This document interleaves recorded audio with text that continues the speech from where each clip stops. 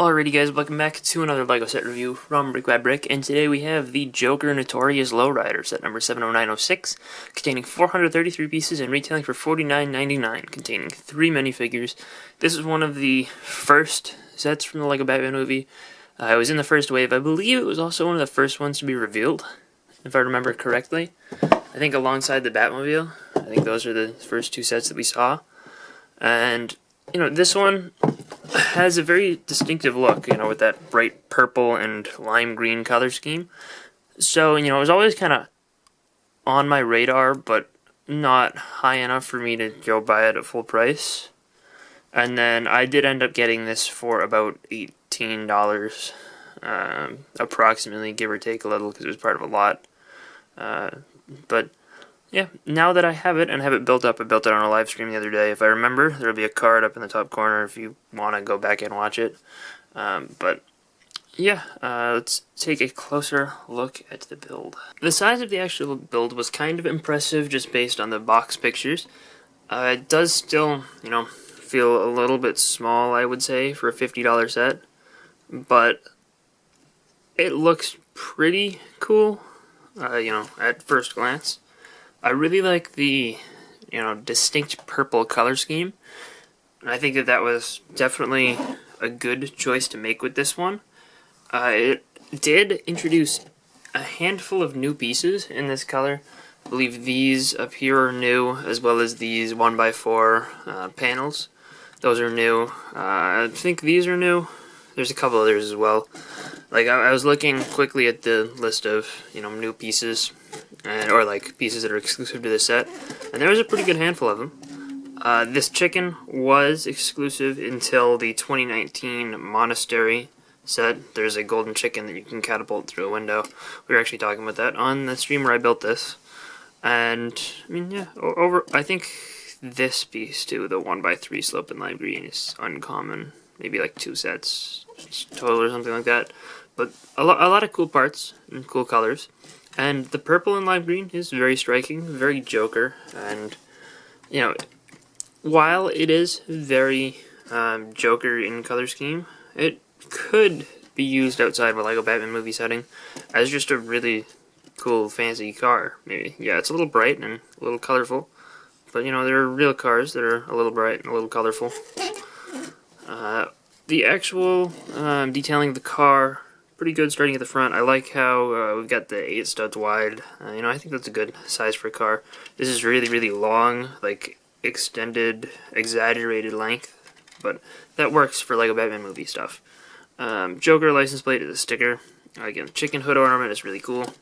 I like this horn on the side. You can kind of turn that up and down a little bit, but, like, you know, it's cool that we get a little horn on this thing. And you got these kind of exhausts, I would imagine, on either side. You'll see that when we get to the other side. Down here we have this larger exhaust, and the interesting thing is, it seems to me like this is kind of in the clip at an angle, just based on the way it's attached. I don't know if that's a completely 100% legal connection. Maybe, I mean, it probably is, but there's a chance that it is not. And you do have the little door handles. The doors don't actually open, but it's nice that they brought that in as a little suggestion there. And around the back, we've got this little window into the back section. We'll look at the interior of the vehicle momentarily. Ha ha ha for the back license plate. And you got a spare tire on there, which, yes, can spin. This confused me when I was building up the trunk, because I put that on there and I was like, what is that for? The random Technic pin. It's for a wheel. And then, you know, put that together. You got the little taillight suggestion there too. And the trunk actually opens up, and, you know, you get a little space there. Unfortunately, there's not enough space to fit his bang gun unless you were to take it apart and put that there, and then put that there. Then you can fit it if you squeeze it in there correctly, I believe. There should be a way. Yes, like this. That should work. I don't know what it's sitting in there. I thought there would be a way to make it work. But I suppose not. But you know that is a little disappointing. And you can do that and just imagine it is all fit in there. But you know it would have been a lot nicer if you could actually fit all of the stuff in the trunk. Yep. But there's another feature in the trunk. You've got some spring-loaded shooters, and those are shot off by just pressing down on these two Technic pins that stick through this plate with a hole in it, so they just shoot out of the trunk like that. So for example, if Batman is chasing you, you just open up your trunk and, shoot him. This section here, you do have this little roof that is removable relatively easily. I don't know if that's, I guess it's probably intentional. But that just allows you to access those triggers just a little bit more easily. And, it's just those two pins. Once you put in a shot, once you load it, you'll see that that pin pops up, and, that's how you would shoot it out. We do have the suggestion of speakers here with this brand new print, or it was brand new to the set, since it has appeared in Ninjago City, I believe. There are 4 of them here, plus you get an extra of that part.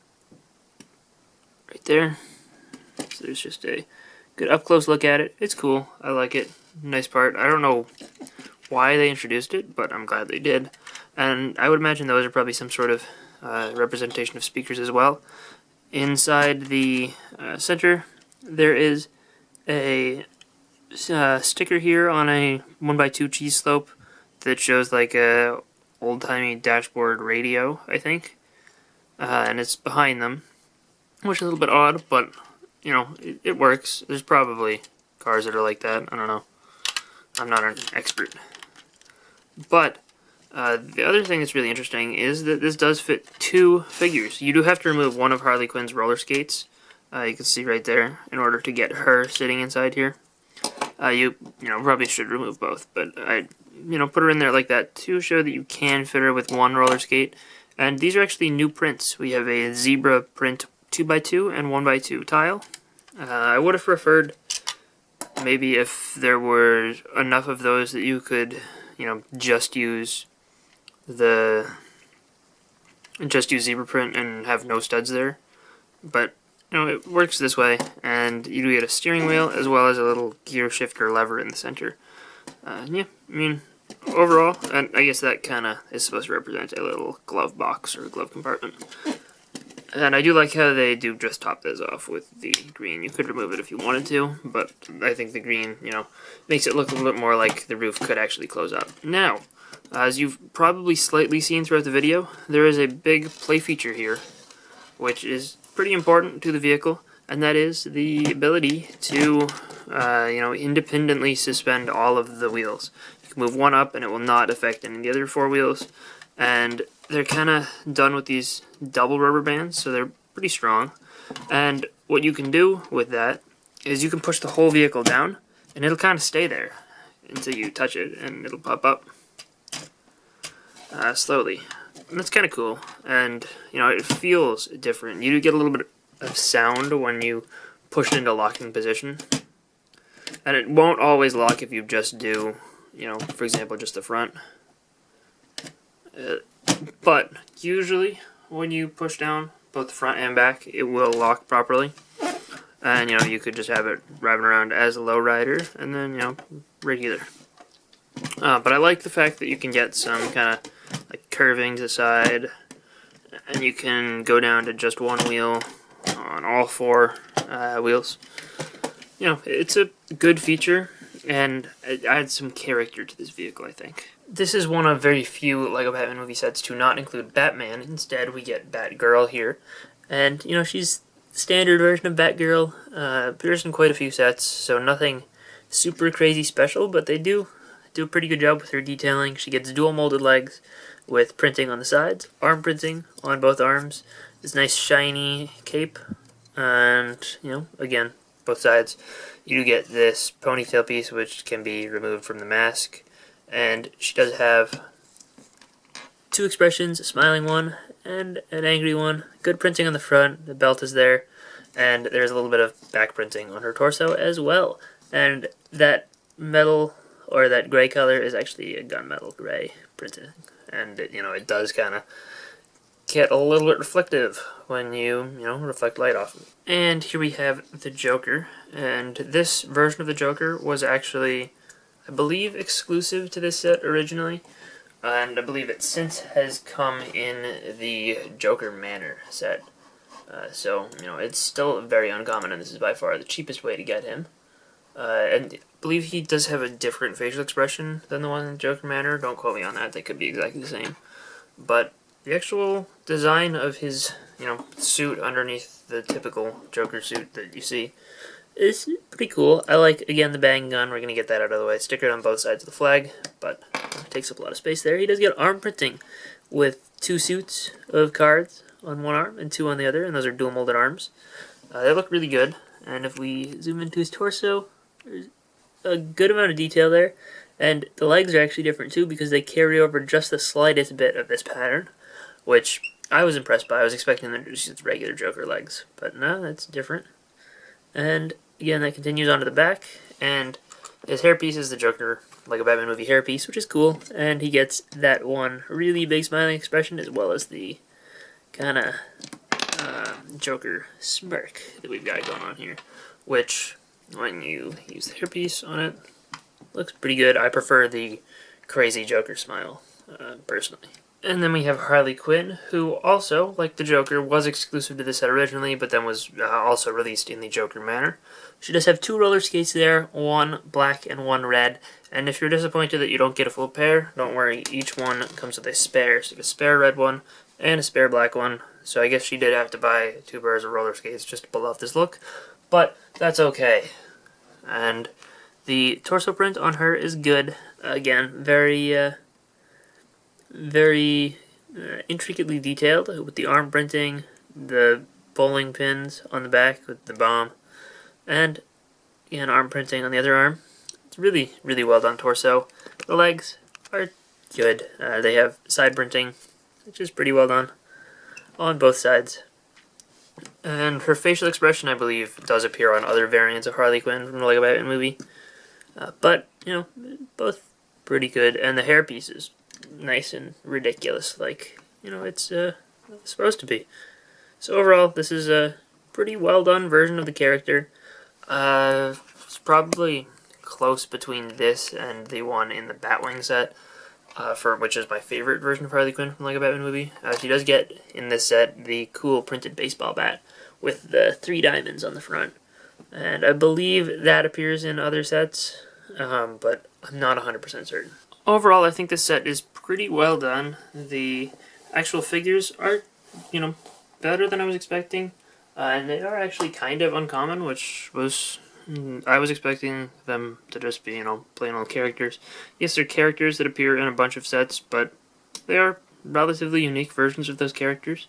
So, I guess I'm happy about that.